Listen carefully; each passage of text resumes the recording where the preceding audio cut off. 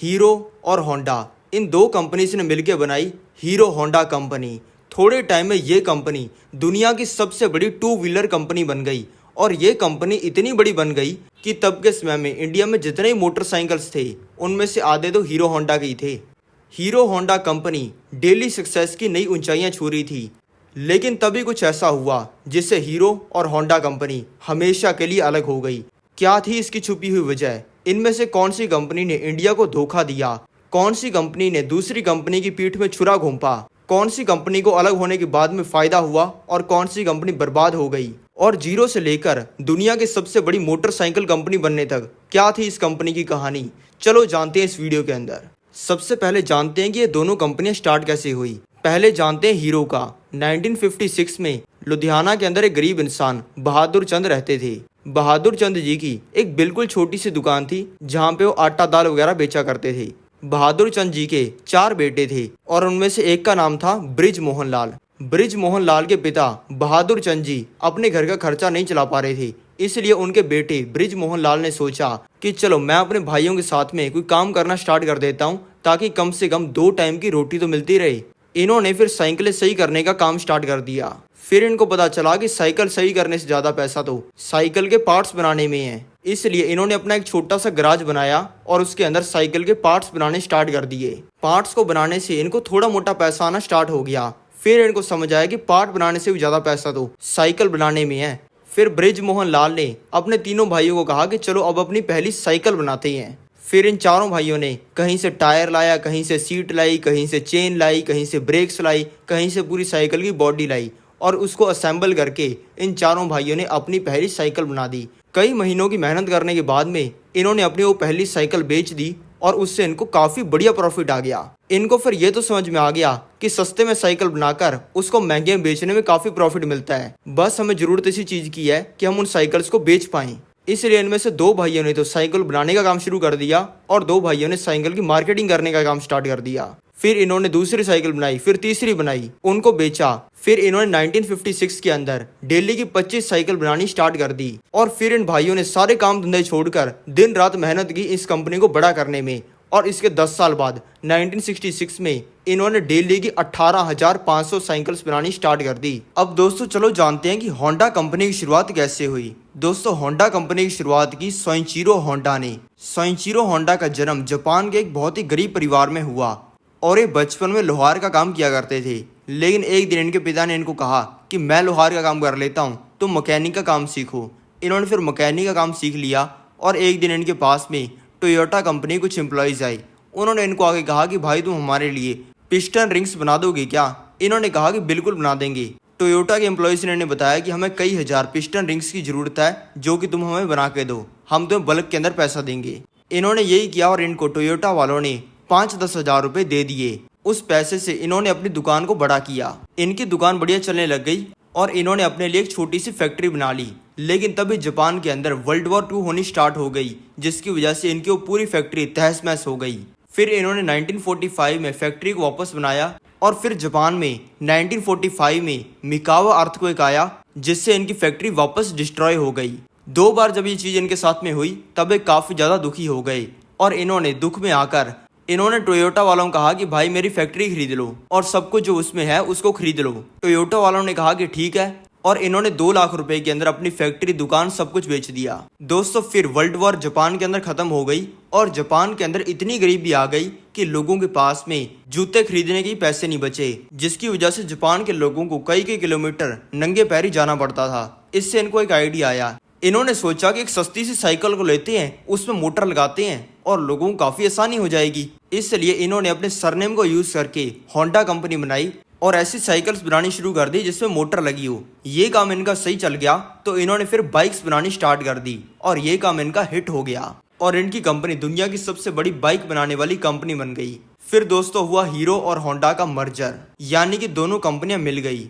अभी दोस्तों हीरो जो कंपनी थी वो साइकिल बनाने के अंदर सबसे बड़ी कंपनी बन गई थी और जो होंडा कंपनी थी वो बाइक्स बनाने के अंदर सबसे बड़ी कंपनी बन गई थी। दोस्तों अमेरिका, अफ्रीका और यूरोप जैसे देशों के अंदर तब के समय में मोटरसाइकिल बहुत फेमस हो चुका था और हर इंसान उसे यूज कर रहा था। लेकिन तब के समय में इंडिया के लोग स्कूटर के ऊपर ही अटके हुए थे, इसलिए हीरो कंपनी ने सोचा कि चलो इंडिया में जाकर बिजनेस करना स्टार्ट करते हैं और इन्होंने किया भी ऐसा ही। इन्होंने इंडिया में जाकर मोटरसाइकिल्स की बॉडी बना ली।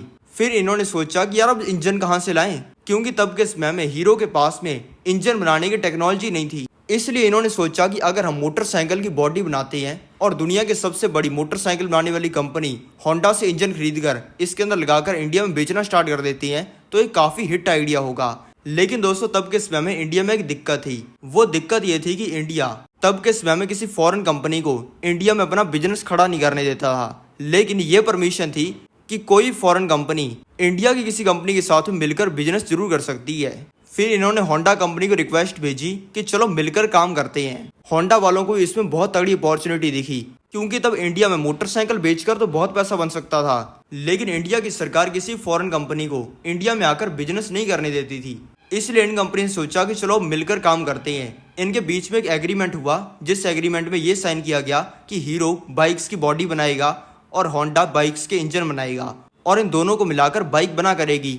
और एग्रीमेंट में यह भी लिखा गया कि ये दोनों कंपनियां आपस के अंदर कभी कंपटीशन के अंदर नहीं उतरेंगी, यानी करेंगी तो मिलके ही काम करेंगी। तो दोस्तों ऐसे कंपनियां मर्ज हो गई और हीरो और होंडा मिलके बन गई हीरो होंडा। और मिलते इन्होंने लॉन्च किया अपना पहला मोटरसाइकिल, जिसका नाम था CD100। CD100 मार्केट के अंदर उतरते ही हिट हो गया। हर इंसान का सपना होगा कि यार उसके पास में CD100 मोटरसाइकिल हो। पहला रीज़न ये था कि तब के समय में इंडिया वालों के लिए मोटरसाइकिल का कॉन्सेप्ट बहुत ही नया और फैसिनेटिंग था। दूसरा, जो मोटरसाइकिल था वो स्कूटर से ज़्यादा माइलेज देता था, जो कि इंडिया के अंदर आते थे, तो लोगों को वो भी चीज़ अच्छी लगी। और तीसरी वजह ये थी कि इसका प्राइस बहुत कम था, लगभग 38,000 रुपये के प्राइस रेंज के अंदर ये लॉन्च हुआ था। तो इसको देखते हुए ये मार्केट के अंदर हिट साबित हुआ और इन्होंने 3-4 बाइक्स और निकाल दी, जिससे इंडिया में हर जगह इनके मोटरसाइकिल बिकने स्टार्ट हो गए। लेकिन दोस्तों तभी एक बहुत ही बड़ी दिक्कत आ गई। वो दिक्कत ये थी कि जापान की होंडा कंपनी ने हमारी इंडिया की हीरो कंपनी के साथ में गद्दारी करनी स्टार्ट कर दी। जब इनको दिखा कि बाइक्स इंडिया के अंदर बिकनी स्टार्ट हो गई हैं और हीरो कंपनी को उनसे इंजन खरीदना पड़ेगा, इसलिए इन्होंने कहा कि हीरो वालों अब से हम इंजन बहुत महंगे में बेचेंगे, खरीदना है तो खरीदो, नहीं तो मत खरीदो। हीरो कंपनी की मजबूरी थी इनसे इंजन खरीदना, इसलिए उन्होंने महंगे रेट के अंदर भी इंजन खरीदना स्टार्ट किया। अब दोस्तों जब वो महंगे के अंदर इंजन खरीद रहे थे, तब हीरो कंपनी ये भी कर सकती थी कि वो अपनी बाइक्स का प्राइस बढ़ा देती। लेकिन दोस्तों हीरो कंपनी को पता था कि अगर वो अपनी बाइक का प्राइस बढ़ा देंगे तो इंडिया के जो बेचारे गरीब लोग हैं जो कि उनकी बाइक खरीदना चाहते हैं, उनको बहुत ज़्यादा दिक्कत होगी, क्योंकि जब बाइक बहुत ज़्यादा महंगी हो जाएगी तब वो खरीद नहीं पाएंगे। इसलिए हीरो वालों ने सोचा कि हम प्राइस तो उतना ही रखेंगे, भले हमें घाटे होने स्टार्ट हो जाएं। और दोस्तों हुआ भी ऐसा, उन्होंने बाइक का प्राइस तो सेम ही रखा और बिजनेस में घाटे खाते हुए लॉस करना स्टार्ट कर दिया। फिर हीरो के मालिक ब्रिज मोहन लाल जी ने बहुत हाथ पैर जोड़े होंडा के सामने कि भाई प्लीज हमें सस्ते के अंदर इंजन बेच दो, नहीं तो हम बर्बाद हो जाएंगे। होंडा वालों ने कहा कि चलो ठीक है। उन्होंने वापस ठीक प्राइस के अंदर बेचना स्टार्ट किया, जिससे हीरो कंपनी वापस प्रॉफिट में आ गई और इन्होंने हर साल $10 मिलियन का प्रॉफिट करना स्टार्ट कर दिया, यानी कि लगभग 80 करोड़ का। इंडिया के गरीब लोग भी इनकी बाइक्स का फायदा उठा पाएं, इसलिए इन्होंने अपनी बाइक्स EMI के ऊपर ही बेचनी स्टार्ट कर दी ताकि इंडिया ग्रो करे और इनको अच्छे प्रॉफिट होने स्टार्ट हो गए। लेकिन दोस्तों तभी एक ऐसी चीज हुई जिससे पूरा इंडिया हिल गया। खबर में आने लग गया कि हीरो और होंडा कंपनी दोनों अलग होना चाहती है और सभी के लिए ये चीज़ बहुत ज़्यादा अनएक्सपेक्टेड थी, क्योंकि दोस्तों बाहर से तो सभी को लग रहा था कि ये कंपनियां मिलकर बहुत अच्छा काम कर रही हैं, लेकिन एक्चुअल में जापान की होंडा कंपनी हीरो कंपनी को धोखे पे धोखे दिए जा रही थी। पहला धोखा हीरो कंपनी को तब मिला जब हीरो कंपनी ने होंडा कंपनी को कहा कि अब से चलो अपने मोटरसाइकिल्स को रशिया, अमेरिका और यूरोप के अंदर बेचना स्टार्ट करते हैं और काफ़ी तगड़ा प्रॉफिट होगा। लेकिन होंडा कंपनी ने कहा कि भाई बिल्कुल नहीं, उन कंट्रीज के अंदर हम लोगों को लूट रहे हैं, हमारा तुम्हारे वाला हिसाब किताब नहीं है हिंदुस्तानियों वाला कि लोगों का भला चाहोगे, हमें तो सिर्फ अपना फायदा दिखता है। हम इन कंपनीज में अपने मोटरसाइकिल्स को बहुत महंगे बेचते हैं, वहाँ के गरीब लोगों को हमसे खरीदने ही पड़ते हैं, क्योंकि इन कंट्रीज में बाइक सिर्फ एक ही कंपनी बनाती है जो कि हमारी है। दूसरी इनकी लड़ाई तब हुई जब हीरो कंपनी के पास में होंडा कंपनी कुछ इंजन आए, उन इंजन के अंदर कुछ दिक्कत थी। इंडिया की हीरो कंपनी ने होंडा कंपनी से पूछा कि इन इंजन के बारे में हमें थोड़ा सा कुछ बता दो। होंडा कंपनी ने कहा कि बिल्कुल नहीं बताएंगे, तुम्हें बता दिया तो तुम भारतीय लोग खुद के इंजन बनाने स्टार्ट कर दोगे, और जब तुमने इंजन बाइक्स के बनाने स्टार्ट कर दिए तो तुम भारतीय लोग हम जापानियों से आगे निकल जाओगे और तुम्हारा इंडिया बहुत ग्रो कर जाएगा, और फिर हम तुम्हें इंजन बेच बेच के लूट कैसे पाएंगे। लेकिन दोस्तों सारी हदें तब पार हो गई जब हुई तीसरी चीज। होंडा के मालिक सोइचिरो होंडा ने इंडिया के अंदर एक कंपनी बनाई बाइक्स बनाने वाली और उससे बाइक बनानी स्टार्ट कर दी जो कि एग्जैक्ट हीरो की बाइक जैसी थी और हीरो की बाइक से सस्ती भी थी। दोस्तों इनका मोटिव इससे ये था कि ये जापानी लोग पूरे इंडिया के ऊपर कब्जा कर लें और दोस्तों सभी बाइक्स हीरो की स्ट्रेटजीज, उनके प्लान्स और उनके ब्लूप्रिंट्स को चुरा के बनाई थी और इनके अंदर एग्रीमेंट भी हुआ था कि ये दोनों कंपनियां कभी भी एक दूसरे कंपटीशन के अंदर नहीं उतरेंगी। लेकिन तब भी ये जापानी लोगों ने इंडिया की पीठ पर छुरा मारा और अपनी खुद की कंपनी निकाल दी सारे रूल्स को तोड़ते हुए।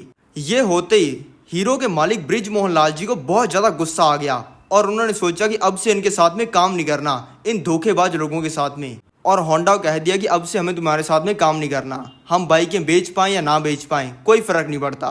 तब के समय में हीरो और होंडा दोनों की हीरो होंडा कंपनी के अंदर 26% शेयर थे और होंडा कंपनी ने अपने शेयर्स हीरो कंपनी को बेच दिए 10,000 करोड़ में और हीरो कंपनी के साथ में पूरा नाता तोड़ दिया। दोस्तों तब के समय में प्रॉब्लम ये थी कि ना तो हीरो कंपनी को पता था कि इंजन बनता कैसे है, ना इनको ये पता था कि इसके अंदर कौन सी टेक्नोलॉजी यूज़ करनी होती है, ना ही इनके पास में अपनी इंडिपेंडेंट फैक्ट्री थी। ये होने की वजह से लगभग हीरो कंपनी का सारा काम रुक गया। लेकिन इन्होंने अपने प्रॉब्लम्स को फेस किया और ये वापस उतर के गेम के अंदर 2014 में जब इन्होंने इंडिया के नीमराना के अंदर अपनी पहली फैक्ट्री खोली और इन्होंने अपनी रिसर्च टीम भी बिठा दी।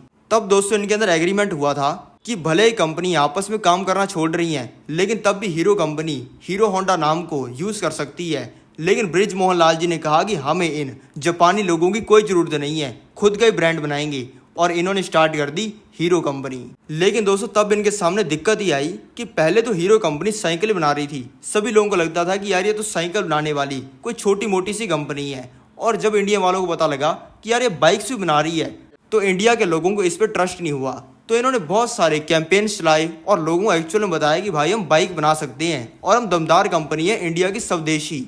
ऐसा करते ही इनकी बाइक्स बिकनी स्टार्ट हो गई और इन्होंने वापस इंडिया के मार्केट के ऊपर कब्जा कर लिया और हर जगह पे वापस हीरो की बाइक्स बिकनी स्टार्ट हो गई।